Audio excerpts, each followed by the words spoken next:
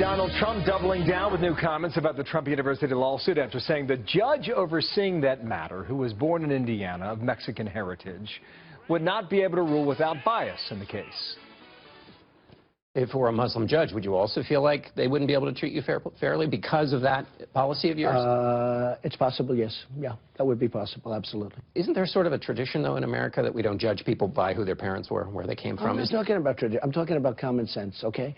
He's somebody, he's proud of his heritage, and I think that's great that he's proud of his heritage. But you're saying it's a barrier to him doing his job. Oh, he's not giving me fair. He's not treating me fairly. Well, so the case goes on. Marjorie Clifton, former Obama campaign consultant, principal at Clifton Consulting. Brad Blakeman, former member of George W. Bush's senior staff and Georgetown University professor of policy, politics, international affairs. Good day to both of you. Thanks.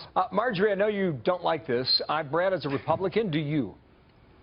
I do not. Look, I support Donald Trump, but it makes it harder and harder each day when he makes these factually baseless claims against a judge. You try a case in the court of law, not in the court of public opinion, and Donald Trump to attack a judge for his ethnicity when our country was founded, built, and maintained by immigrants is not acceptable. He was arguing that the plaintiff wanted the case dismissed, and the judge allowed it to go forward. That seems to be the explanation he comes back to every time. Berta Gonzalez, former AG, wrote a piece this weekend and then appeared on Fox and Friends this morning. Just to hear his take, Marjorie. Watch. I don't know. Again, it's perfectly legitimate to ask the question.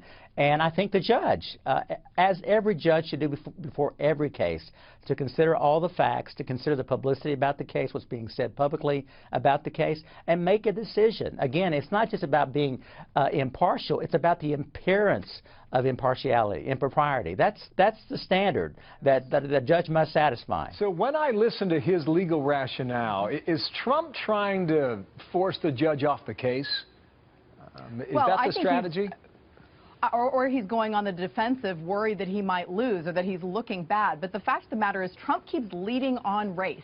He keeps leading on religion. He keeps leading on things that weren't an issue. Most people didn't know that, this judge had any kind of dissent or that he was anything other than, an average American. And he is an average American. And I think that's the whole point, is painting any population of people or religion or gender by one brush is in its fact wrong. It is un-American because we Americans look like many different people. So he's making it about race, and then when he was asked, well, if they were Muslim, he made it about religion. So this is on him. He is the one leading with this. All right, now, Brad, you're a lawyer, right?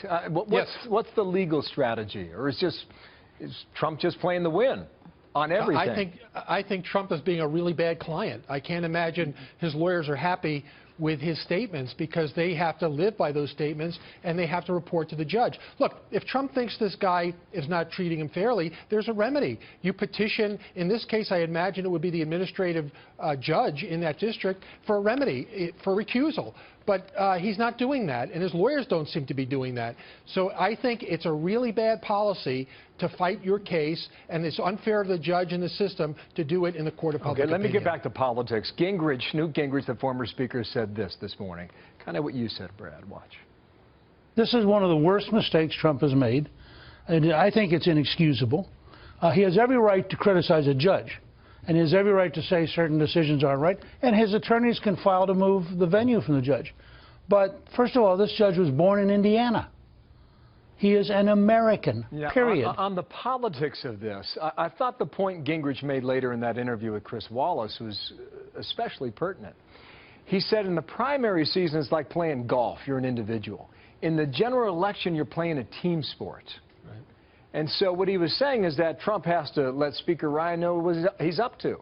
And Senator McConnell, the same thing, and the Republican governors, to give them the comfort they have to stand on stage without a surprise. What do you think about that, Brad? I think the Speaker's absolutely right. We're now engaged in multiple races. We're engaged in a presidential race. We have to hold the Senate. We have to hold the House. We have local elections. And it's been said that a fish rots from the head. And that's true. If we don't have a leader at the top, it will hurt every down ballot. So we have to be united to win. We just can't count on our base. We have to reach out to others. And the only way we'll do that is if we're unified. Yeah, from a Democratic perspective, Marjorie, what do you think as you watch this now? Well, I mean, I agree 100%. I think that Trump is doing a disservice to the party. He is doing a disservice to the American brand, frankly, on the international stage. I mean, this is helping no one. And I agree that there is a team element in terms of who do we want to be as a country and what are we comfortable with in terms of how we talk about people and how we talk about issues. Marjorie, thanks. Brad, thanks to you as well. Thank you, Bill.